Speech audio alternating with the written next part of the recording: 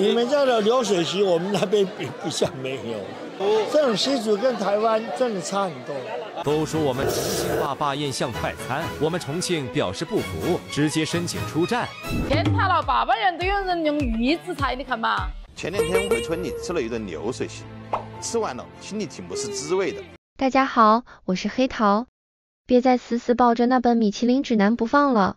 今天我要把你们带进一个完全不同的美食世界，一个真正属于民间、接地气却又奢华到极致的盛宴江湖。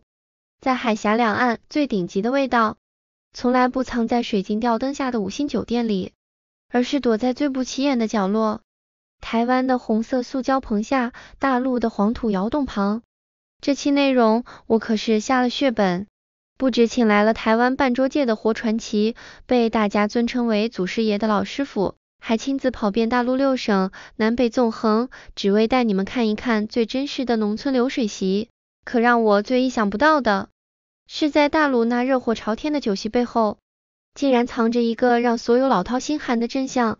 先来说台湾这边，第一次跟着朋友去吃台湾的半桌，你可能会一脸懵，这不就是路边搭个红棚子，塑料桌凳一排的路边摊吗？可别急着下结论，台湾半桌最迷人的地方就在于这种极致的反差，环境简陋到几乎能打负分，但食材和手艺却能直接拉满分。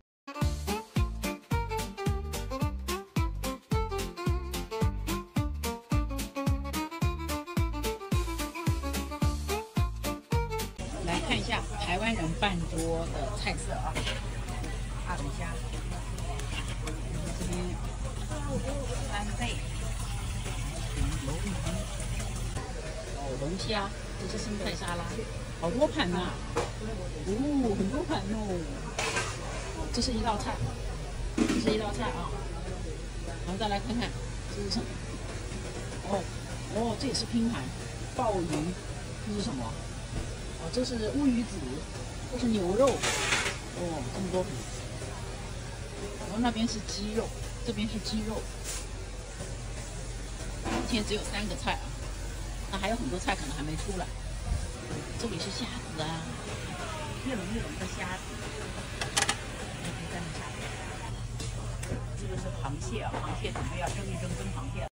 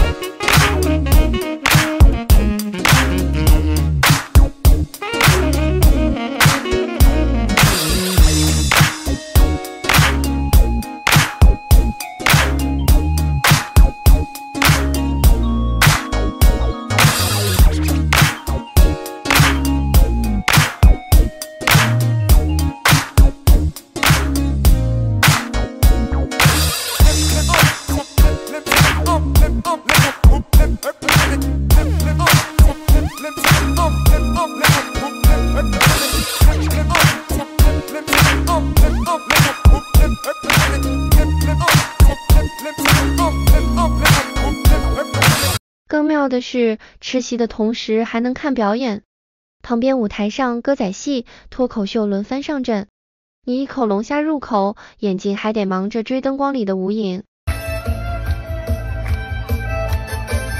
有没有人会唱？可以举手你会唱吗？不会啊。哎呦，那你这样喝独享。副歌应该会吧？会吗 ？Hello， 大家好，来看看台湾的半桌文化哦。台北的半桌的话，山珍海味都有，然后台南也是，但是台南更为丰盛。来看看最重要的环节是，你看大家都看得目不转睛的是什么呢？对，舞台上面有年轻漂亮的小姐姐，穿得极为单薄露骨的在唱歌。对，这就是半桌文化中最重要的。那种喧嚣、烟火，带着捍卫和笑声的热闹，才是台湾人骨子里最浓的人情味。我带的一个大陆朋友，当天刚到现场就愣住了。台湾交换生被老师邀请去吃台湾的流水席是什么样的体验？那天收到老师的邀请，真的特别激动。他还邀请了我另外一个室友，因为我们一起上他的课。那天我们就给老师带了一点伴手礼，就这样走在路上。谢谢老师那天邀请我们去吃平安福宴，不然我们这里也看不到这么好看的尾牙。刚到的时候都呆了，就感觉看起来就是人性那个流水席。后面问了一下老师，说是人均元帅的诞辰，所以大家都在这个庆祝，然后来报平安。他在这之前可能还有很多仪式什么，但是我们就只是来吃一个饭，老师也是特别来吃一个饭，所以我们就在3点钟到。刚开场就是上了几盘凉菜，一盘是白斩鸡，我认识；另外一盘是虾，我也认识；还有就是鲍鱼，还有不知道是什么肉吧，还有一些炸的东西，反正也不知道是什么，就很好吃，就一直在那嚼。中间还有各种主持人主持的节目，还有其他人上去唱歌什么的。接下来就是上了一盘鱼方，吃起来是那种咸口的，像松鼠鲑鱼吧，松鼠鲑鱼。最后上了一个什么油炸吧，上面是油炸的鱼，下面那个饭里面还有香菇啊，一些粉干什么都忘了。这道菜也不知道是什么，但是我全场最佳的，有个什么肉排骨类的，还有油炸的里面是虾仁，然后另外还有一些豆腐呀，各种豆腐。这个猪蹄也是很好吃，除了好吃我说不开别的话。这个汤好像是猪骨盐汤，它有这个名字，但是学姐跟我讲说，光油也不是它好吃了。你敢信吗？这阿姨今年已经70多岁了，好萌啊！她在这里跳舞。最后的菜就是鸡腿和甜点铜锣烧。这个鸡腿哇，绝了！我从来没吃过这么好吃的炸鸡腿，就好吃到我哭吧。这跟我们老家农村的流水席好像啊！后来才知道，这场办桌是为了庆祝田都元帅圣诞，乡亲们聚在一起祈福保平安。上菜后，他盯着满桌叫不上名字的佳肴，一口接一口，眼眶都红了。尤其是那块现炸的大鸡腿，老师傅站在滚烫的油锅前，裹粉、下锅、翻面、捞起，一气呵成，热气腾腾的直接端到桌上。他咬下去那一刻，整个人都呆住了。我长这么大，从没吃过这么有灵魂的鸡腿。那一刻，我知道他不是在夸味道，而是被那种最原始、最滚烫的热情给击中了。镜头一转，我们来到大陆。如果说台湾办桌是精雕细琢的匠人手艺，那大陆农村的流水席就是气势磅礴的工业级大场面。大陆地域辽阔，南北差异巨大，北方窑洞前柴火噼啪，南方水乡边竹棚摇曳，菜系、口味、摆盘都千差万别，但无论哪一处，过去都弥漫着浓浓的锅气和人情味。农村吃席，山东北上广深，江浙沪闽，周末想放松，欢迎来山东。今天带大家感受一下山东齐鲁大地农村开席现场，45期200位10个菜2汤，山珍海味不是吃不起。看一下咱农村大席有没有性价比，现场加工，现场开席，马上烧菜，敬请期待。罗志，这场宴席是一家过3周的，就是祭奠老人的3周年，也是办喜办酒日程。开席烧菜，第一道菜一日拌猪头肉，第2道菜生春溜大鸡，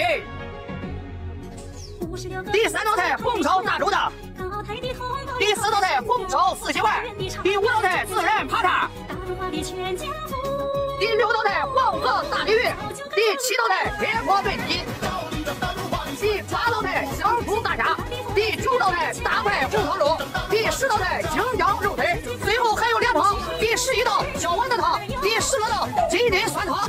今天咱大席已经完美收官，弄个大席这菜尝尝味道，开饭。敬请期待罗志。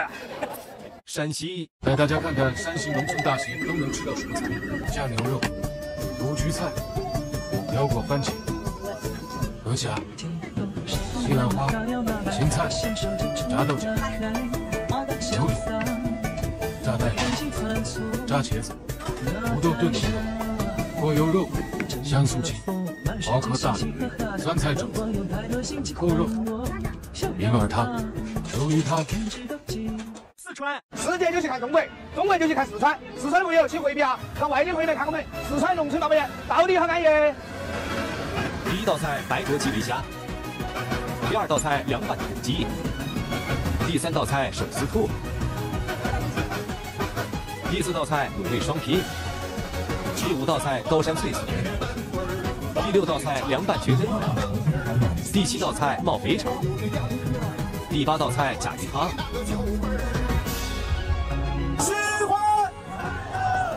第9道菜金汤牛蹄，第10道菜清蒸鲍鱼，第11道菜红烧青蛙，第12道菜辣子鸡块，第13道菜三鲜汤，第14道菜粉蒸排骨，第15道菜清蒸翘嘴，第16道菜樱花糕，第17道菜鸿运当头，第18道菜甜扣，第19道菜咸扣。第20道菜香碗，第21道清炒娃娃菜，最后再来个水果拼盘。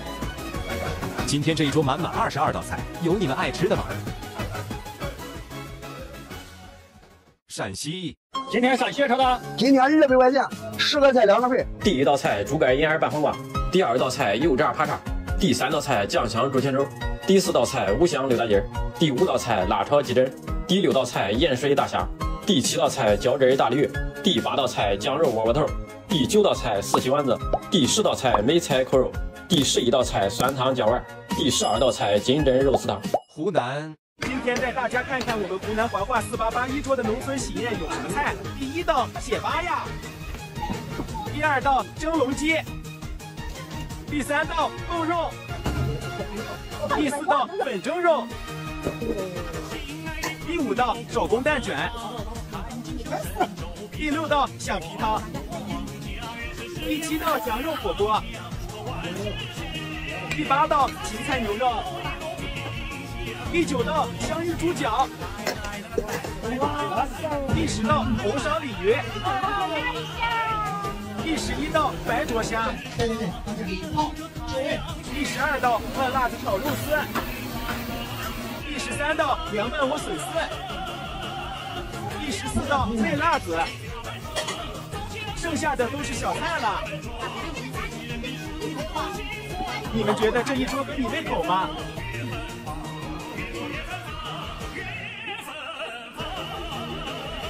贵州。大家注意看，别人办酒席都是满桌好菜堆着放，这里却只用9个碗来装菜，连1个菜盘都看不到。很多人表示从没见过这样的酒席，为啥偏要9个碗装菜？他们这样做究竟有什么讲究？其实他们不用盘子端菜，既不是小气，也不是怕客人多吃，而是贵州独有的9大碗习俗。9碗菜凑足排面，9字图个吉利，更藏着对长长久久、富足团圆的生活希望。而且只要随礼50块钱，就能带上一家人连吃好几天，比在家里煮饭划算多了。虽说没有山珍海味的奢华，但每碗菜都分量扎实，滋味地道。当地人也根本不在乎菜品是否名贵，更看重亲友团聚的热闹氛围和真心相待的情谊，所以这才一直坚持着这种省钱又暖人情的酒席传统。大厨们在露天灶台前挥汗如雨，乡亲们围坐长桌，推杯换盏，笑声直冲云霄。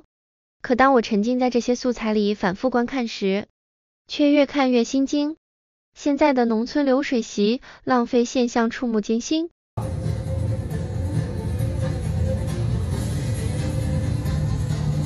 哇！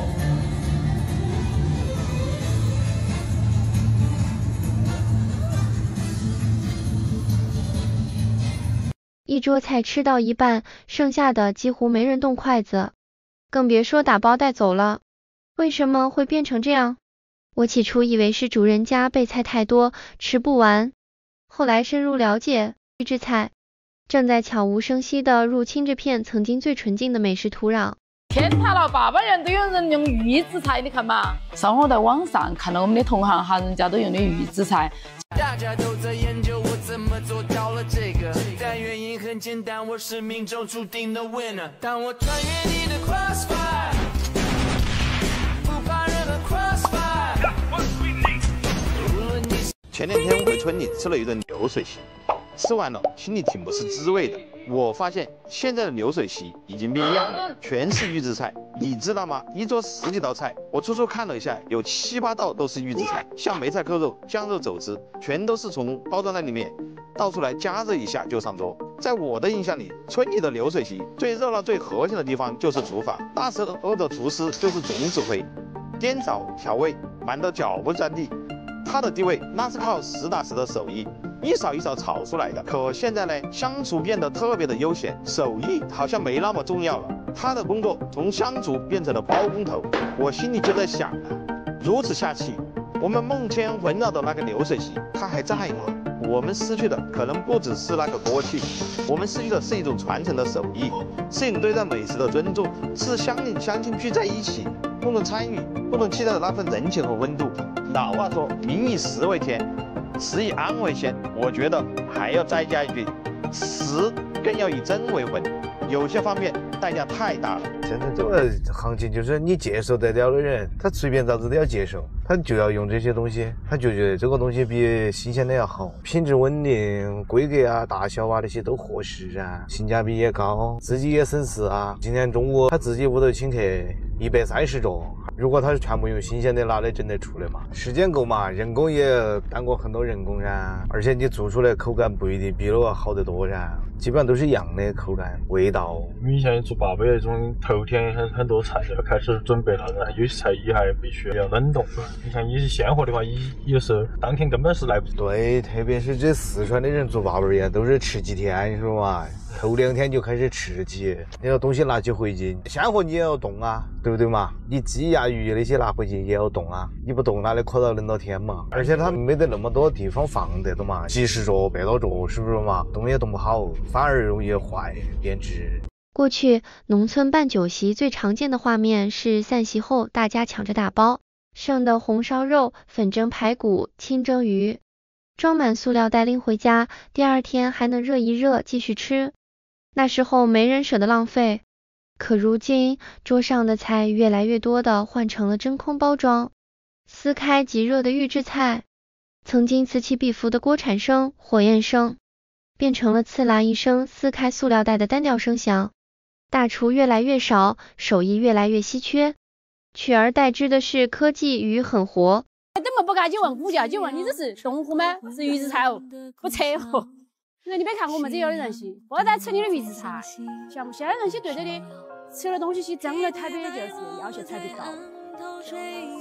趁你们来教化我那天，我跟你说，一块肉都没吃过，却吃了蔬菜，我照过了。我的肉确实高的卡路里，600斤2个人中随便吃，不但吃出去吃就话再也不吃肉这些。所以确实冻货，确实买了。我以为你们确实买了，我看你们确实老是吃好足。然后这时候都要出肉，出了哈儿，还弄得把计划挖了个肚个的骨几条鱼，因为这鱼子减少了，真的相当不实，真的相当不实。我看着镜头里那些被随意倒掉的菜盘，心里一阵阵的发凉。这些塑料包装里装的，真的是给乡亲们吃的美食吗？还是只是工业流水线上的批量产品？曾经我们总安慰自己，城里吃的再不健康，至少还能回农村吃一口带着泥土味的真东西。可现在，连这最后一块净土，似乎也要被效率和利润吞噬了。看完两岸的对比，我的心情久久不能平静。一边是台湾的老师傅在简陋的红色塑胶棚里，守着最本却也最珍贵的手艺，用最新鲜的食材、最费时的做法，守护着办桌的良心与传统。另一边是大陆广袤的农村酒席，曾经同样充满烟火与温情，如今却在工业化的浪潮中渐渐失守。这场两岸流水席的终极对决，比的早已不是龙虾还是肘子谁更高级，而是那一份对食物、对乡亲最起码的敬畏与真心。如果现在让你选，你是愿意耐心的等上几个小时，只为吃到老师傅亲手熬制的佛跳墙，那一勺下去满口鲜香，余韵悠长，还是接受3分钟快速上桌，撕开包装就吃的预制菜？图一个方便，把你的选择写在评论区吧。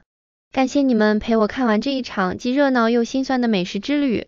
如果喜欢这期内容，记得点赞、订阅、打开小铃铛，也欢迎分享给身边的朋友。我是黑桃，带你看见最真实的两岸。我们下期再见。